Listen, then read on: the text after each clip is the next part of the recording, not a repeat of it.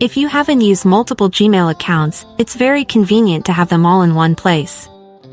That's exactly what today's video is about. Let's add an email. Open the Gmail app on your phone. Press on the profile icon in the top right corner. Below the list of emails you are signed into, you will find the option Add Another Account.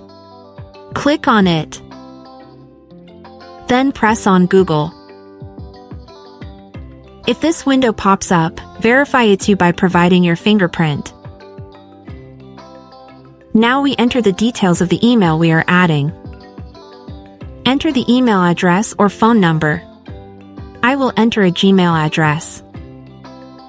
Continue by clicking on the Next button. Now enter the password. I entered the password incorrectly, so I will enter it again. Once you enter the password, click on Next. Confirm your agreement with Google's Terms of Service and Privacy Policy by clicking on the I agree button.